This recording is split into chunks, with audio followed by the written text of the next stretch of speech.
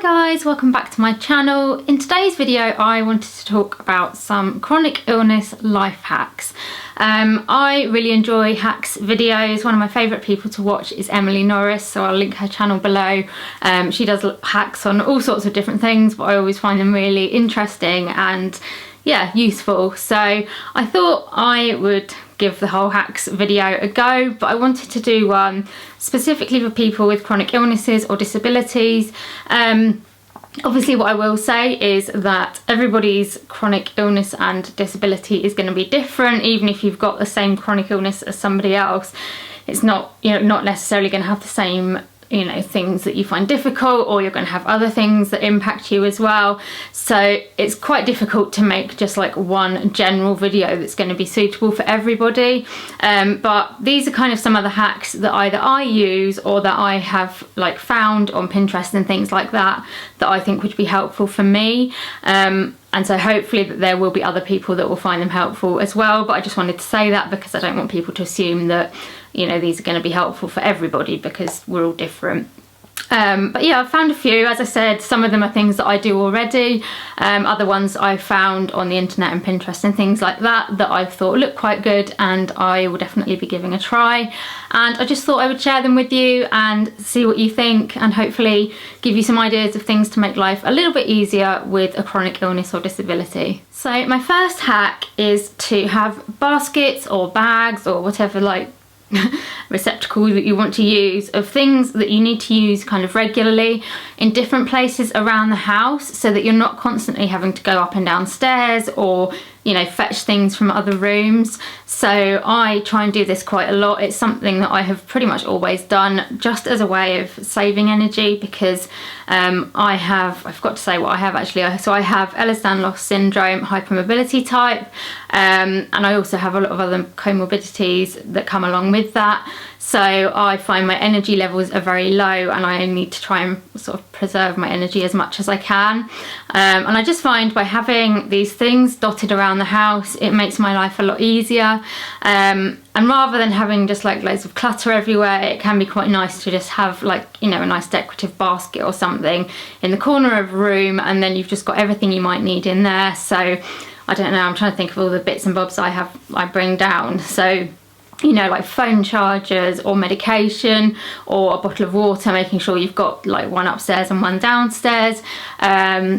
Anything that I feel like I might need, and it might change on a daily basis, so I might plan what I'm going to do that day, and then once I've finished getting ready and stuff upstairs, I will make sure I bring everything downstairs that I could possibly want. So if I'm going to be going out, I'll make sure I bring my bag downstairs so that I'm not having to go back up and get it. If I'm wanting to write some pen pal letters, I'll make sure that everything I need will be downstairs. So it's not necessarily a fixed thing, but I just try and make sure that I am putting everything I need where it's going to be, to stop me having to kind of move around the house too much and to save some of my energy. Another hack that is something that I don't do a huge amount, but I probably should, is to use Post-it notes so you don't forget things. I know that certainly with my chronic illnesses, I can get something called brain fog, which basically means that you can't think properly, my memory can be really bad, and my head can just feel really fuzzy and not working properly. And I do write a lot of stuff down. I put it on my phone or in planners or whatever, but actually sometimes just having a Post-it note stuck on your computer screen or your fridge or your mirror in your bedroom or whatever it is, just reminding you, because sometimes I find I get these random thoughts at 1 o'clock in the morning, and I'm like, oh, I don't want to forget that. And if you put it on a Post-it note and stick it somewhere, then you'll wake up and it will be there to remind you. So I would just definitely recommend using Post-it notes wherever you might need them. I mean, this could get to the point of being a bit OTT, because the house could be absolutely covered in Post-it notes. But whatever works for you, and if it's going to help you remember stuff you need to remember, then I just say go for it.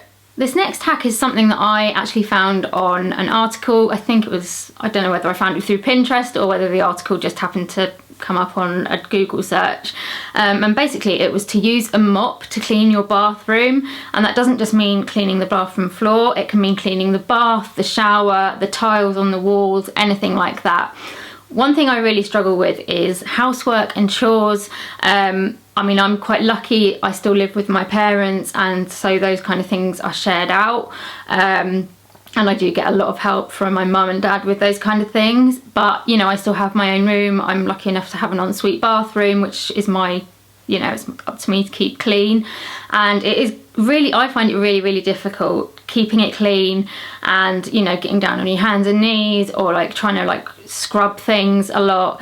And yeah, I never really thought of like using a mop before, so not having to like bend down or crouch down or anything like that, and just using the mop to like give things a quick wipe down. I mean, there might still be times when you want to, you know, give some things a bit of a deeper clean, but for like general day-to-day cleaning, I actually think it's a really good idea. So it might be something that I give a try and maybe let you know how I get on in a weekly vlog. But yeah, I read this and I thought actually that's a really, really good idea, so I wanted to share it with you as well. So as I mentioned, I struggle a lot with brain fog and memory problems, and I also struggle with my energy levels, so I need to make sure that I'm pacing myself as best as I can. And one thing that I find really helpful, and we actually do for the whole family, is to have a whiteboard with our weekly plan on it. So I mean, we mainly started doing it because we have such a big family, and it was just an easy way to have a whiteboard in the kitchen with what everyone's doing each day, any appointments or anything like that, and it just meant that everybody knew what everyone else was doing. But actually for me, I find it really helpful like chronic illness wise, because it means I can keep track of like what I need to be doing the next day, make sure that I'm not missing any appointments that are coming up. But it's also a good way of looking at your week as a whole and working out like, am I actually doing too much? Are there things that I can perhaps reschedule to a week that's not so like hectic? Trying to like, yeah, see it as a whole and work out how I can actually pace myself, fit in sort of rest days and quieter days in between days that might be a bit busier. And yeah, for me it works really well. It works well for our family as well. I've got a couple of friends that do it, and yeah, it's just something that's really easy to do. You can pick up a whiteboard from somewhere like Costco or a stationery shop for not very like much money. And yeah, I mean, I try and keep it up to date, so like once a day has finished, I will wipe that out and then update it with what, so like say we've just had Wednesday, I've wiped off everything we've done, I'll then update it with the next Wednesday, so it's kind of like a rolling planner. But yeah, we find it really helpful, and it's such an easy thing to do, that I thought I wanted to share that one with you as well. Next up is something that I think I've kind of done without really realising that it helps me with my illnesses, and that is to find apps to help you manage things. I mean, these days there is literally an app for everything, and it's something that I would quite like to do a blog post or a video on at some point, that some of the like health apps and things like that I have found, that I've tried out. But yeah, there is just an app for anything. So I have an app that like manages my medication, so I can input all my medication into it, and then it will remind me when I need to take stuff and also what I need to be taking. I also have an app to manage my water intake, because I have something called POTS, which is postural orthostatic tachycardia syndrome. One of the things that I need to do for that is to drink a good amount of water, and so I like to be able to like roughly work out how much water I'm drinking a day, so I found an app to do that.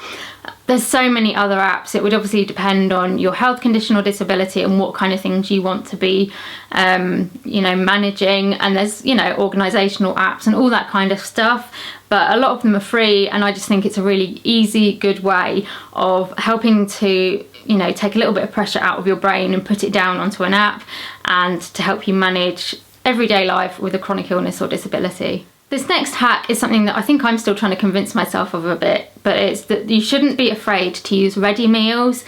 I know there's quite a lot of stigma about using ready meals and it being lazy and them not being particularly good for you, but certainly for me, like when my parents went away, or if I'm, you know, if they're out and not cooking or whatever, then actually I find using ready meals is probably the only way I'm going to get a half decent meal in me. And you know, you can get some really good ones from shops these days that aren't full of additives or anything like that. Yes, it's not necessarily ideal, but if it's, you know, between having a ready meal or actually not eating anything at all, then I think it's much more preferable to have that ready meal.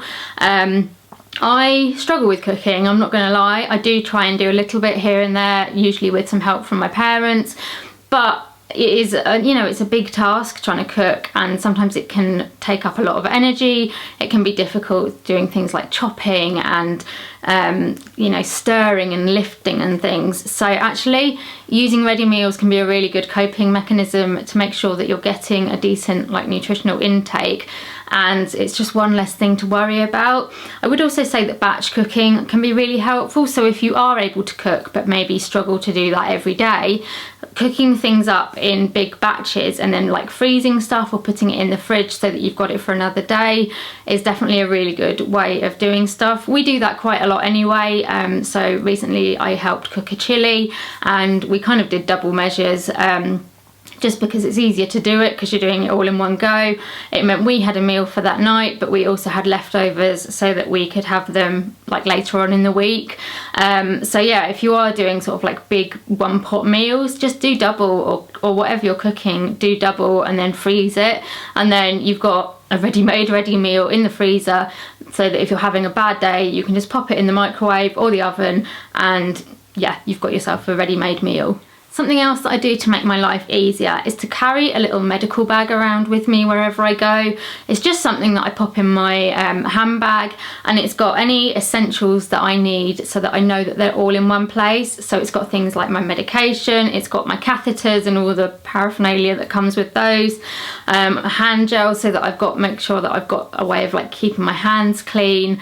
I've got my radar key in there. I think I've got like plasters and all sorts of things like that. Just anything that you need on a regular basis, sort of medically. It's really good to get like a little pouch. I think I just got mine from Amazon, and then just put anything you need in there so that, you know, if you find you're out or something and you have a flare up of a symptom, or if you need to get to the toilet and you don't necessarily have a lot of time, all you need to know is that you need to get that little bag out and it's got everything you could possibly need for your medical condition in it. And yeah, it just makes my life so much easier, and I think it's probably something a lot of people do anyway, but just in case you don't, I would really recommend giving it a try, because it just takes a little bit of the pressure off going out. So this next hack is for some people that might need to go to the hospital quite a lot. I have been quite lucky, touch wood. I haven't really needed to have many like emergency admissions recently. I have had it in the past where I've kind of spent my evenings going to and from A&E and things like that. But I know a lot of my friends who have similar chronic illnesses do have a lot of times when they're just having to go to the hospital as an emergency. And what I would say for that is to perhaps just keep a small bag somewhere near the door or somewhere that's easy to grab that just has your essentials in it, so that if you do have to go to the hospital in a hurry, like from home, you can grab that bag as you go and you know that you've just got some bits in there, you know, stuff that you're going to need. So things like a toothbrush and toothpaste, maybe like some comfy pajamas or something. If there's things that you know that you need or you like to have when you're in the hospital, it can just be good to have them in a little rucksack or a holdall. Pop it in the car even, so that, you know, it's in that car and there if you need it. Although if you're going to be going as an emergency, you might be going in an ambulance, so it may be better to have it just by the door. But it's just nice to know that you're going to have some of your like home comforts when you get to the hospital, because usually, you know, there isn't enough time to start thinking about, oh gosh, what am I going to need? I need to pack it in a bag. So to have that bag there with those things all ready to go, it's just another thing that you don't have to think about, and it just means that hopefully your hospital stay, however long that might be a little bit more comfortable because you've already got some of the like essentials that you're going to need for it. So my next hack is a very simple one, and I think it's something that probably a lot of people do, and it is to use your phone's medical ID function. I know that the iPhone definitely has one because I have an iPhone and I use it, but I'm sure Android phones have something quite similar. Basically, it is a free app that is usually installed already on your phone, and you can just put all your medical information onto it. So you obviously put your personal details, you can put your allergies, you can put your medication lists, you can put your diagnoses, you can put sort of, you know, phone numbers for people that you might need to be called if there's an emergency, and it's just all in that app. I think it can be accessed when your phone is locked as well, so if a paramedic or a passerby wants to look at it, they can access it from your phone without having to look at the rest of your phone. And for me, it just makes life so much easier, because sometimes you can go to an appointment or something can happen and, you know, someone will say, oh, what medications are you on? Or what allergies do you have? And if you're anything like me, you're on quite a lot of medications, or you have quite a lot of allergies and adverse reactions. And so if I've forgotten to bring something with me, I can just look on my phone and it's all there. Everything I need to know is there, and it just saves time. It saves, you know, then having to go back and find the information and coming back again. And yeah, if there is an emergency, obviously all that information is there as well, so that the people that are looking after you can make sure they're looking after you in the best way possible. So voice dictation on your phone and computer are also a really good hack to use. Certainly with the iPhone, you don't need to pay for it. There is just a little button that you can press and then you can speak and your phone will dictate it into writing for you.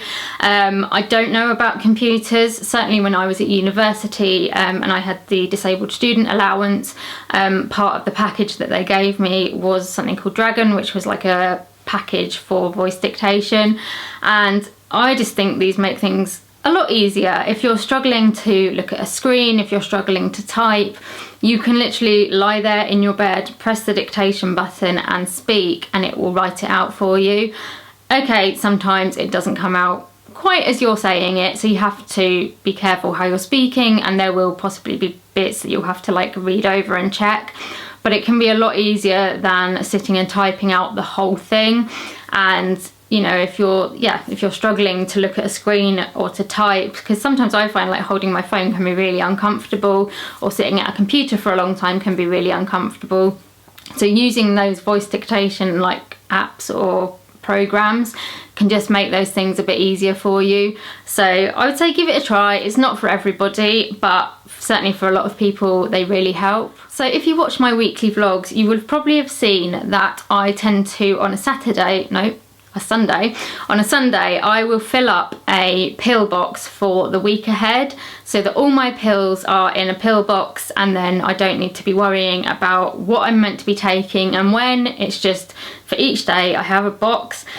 It has 4 sections in, and I have to just take the pills in that section at the right time. So I would really recommend, if you're able to do that and to fill up a pill box either a week ahead or do 2 weeks ahead, so that you're not having to do it as often. It can take a little while because I have a lot of pills to take, so it takes a while to like sort it all out. I do have a list like written down of exactly what to take when, so it's a bit easier and I'm not having to constantly remember. But that kind of, I don't know, 20 minutes or whatever it takes me to fill that pill box up for the next week definitely saves me a lot of thought and energy in the long run, because it just means, like I said, I'm not having to then worry every kind of time I'm meant to be taking pills. I'm not then thinking, oh gosh, what pills am I meant to be taking, trying to find them all, trying to go out and like carry loads of different boxes of pills. I've just got them all there in that little pill box, put them in my hand, take them, done. So yeah, I would definitely recommend, if you haven't already and you take quite a few medications, to get yourself a pill box and to fill it up at least once a week. So I kind of mentioned this a bit in my last hack, but another thing that I have found eternally helpful is to have a medication list typed up on my computer, and I tend to, at the top, I will put any allergies that I've got and also the symptoms that I get because of that allergy, and then I will break it up into like morning, lunchtime, tea time and bedtime, or whenever it is you have to take your medications, and list those medications, the dosages, and also any side effects you get from that medication on that piece of paper. And honestly, this has been a lifesaver for me, because for any appointment that I'm going to, I will print out that list of medication, take it with me to the appointment, because 9 times out of 10 that doctor or whoever it is going to say to me, what medications are you taking? And this used to happen, and I used to be like, oh my gosh, and then trying to remember, like, what medications am I taking? Well, I'm taking this, but I can't remember the dosage. Now all I do is give them this piece of paper, and they're always quite impressed. They're like, oh, that's like saves us a lot of time. Quite often they'll keep it and just put it in with my medical notes, and yeah, it saves a lot of time, a lot of energy, and also it saves you making mistakes. So it saves you missing out medications that you might be on. It saves you giving the wrong dosages, because they can have really big impacts on your treatment if if something else is prescribed. It's really important to get those things right. So I would definitely say just type up a medication list, have it on your computer, print one out for any appointment you're going to, or even just keep one in your bag just in case. And yeah, it just makes my life a hell of a lot easier. This next one might sound like a bit of a strange hack, but I would just say to look for what you're entitled to.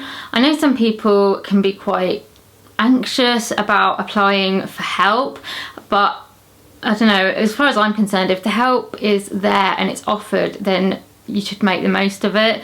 And I'm not just talking about, like monetary benefits or anything like that, although obviously, make sure that you're looking to see what you're entitled to and what help you can get. But there are other things as well that might help. So for example, a disabled rail card. I make sure that I've always got a disabled rail card, because I have to travel to London quite a bit for hospital appointments, and it just means that my train ticket prices, because I have to have a carer with me, are less than I would pay if I didn't have a card. Also, I have a CEA card, which is basically a card that gets you a free carer's ticket to go to the cinema. So, it wasn't something that I had ever thought about before, but I never go to the cinema on my own. I always have to take somebody with me. And when somebody told me that actually if you're on certain benefits, or if you have certain disabilities, you're entitled to this card, I thought, oh, it's a really good idea. I think you pay a small amount for it, but yeah, it means you're getting a free carer's ticket for every time you go to a cinema, which, cinema prices can be quite expensive, so every little helps. And also, I just think, I wouldn't be able to go to the cinema without a carer, so automatically that is putting an extra cost onto me. So it can be really helpful to find ways to save costs, because being disabled or chronically ill can be really expensive. So if there's cards or schemes out there that can be helping you, then just don't be afraid to apply for them. It's taken me a while to get my head around it and to be okay with accepting help, but actually I just think if the help's there and I am entitled to it, or if I'm deemed to kind of deserve it, then I should just make the most of it, because life's hard enough with a chronic illness or disability as it is. So anything that's going to make it a little bit easier, just go for it. And then my last hack is to do with clothes and fashion. Obviously this possibly won't be something that bothers some people, but for me, I've always liked clothes, I've always liked fashion, and being chronically ill and disabled can make that quite difficult. So I would just say, it's gonna vary, but for me, I try to find clothes that are easy to put on. Generally I look for things that don't have fastenings or buttons, because I find them quite difficult. So today I'm wearing jeggings. They don't have a button or a zip or anything like that. It's just pull up and pull down. I wear a lot of jumpers, a lot of t-shirts, so I'm not having to do like buttons up or anything like that. So I think it's trying to find items of clothing that you feel comfortable in, but also that you still like the look of, because for me anyway, I don't want to have to wear stuff that's comfortable but that doesn't necessarily look nice, but there's plenty of stuff out there so that you can be both comfortable and practical at the same time. And then I'd also say, if you're really interested in fashion, then look at bloggers and Instagrammers who are chronically ill, who are disabled, who are wheelchair users, because they might be able to give you some inspiration and some ideas of outfits, of retailers that you can look for items of clothing. When you're in a wheelchair, I have found anyway, there are items of clothing that just don't work when you're sitting in a wheelchair. They might kind of, you know, like ruck up and look not very nice. They might be uncomfortable for whatever reason. So it can be really helpful to look at what other people in your situation or similar situations are wearing. And I certainly have found a lot of inspiration from Instagram accounts, from blogs of people with disabilities, because if they're sort of showcasing clothing, then hopefully it's going to be clothing that will be comfortable in a wheelchair or that will be good for someone with a chronic illness. So yeah, if you're into that kind of thing, then definitely look into it, and also let me know if you know any good blogs or Instagram accounts for that kind of thing as well. And that is all the hacks that I have got for you today. Obviously there are probably a whole load more, but these are just some of the ones that I have picked up that I thought I'd share today. If you like this video and you'd like to see more like it, please give me a like and subscribe to my channel. Don't forget to hit the notification bell as well. That will mean you get notified every time I upload a video, and then you won't miss anything. Please leave me a comment, let me know what you thought of these hacks, and also let me know if you've got any hacks for being disabled or chronically ill, because I think it'd be really good to share them and to try and make life a little bit easier for other people. So please do let me know. I might do another video if I can get enough hacks to kind of do another one. So yeah, do shout. And also let me know if there's any other videos you'd like to see me do. I'm always looking for your suggestions and ideas. So yeah, either let me know in the comments or send me a message on social media. You can find my links in the description bar below. And I will see you in another video very soon. Bye!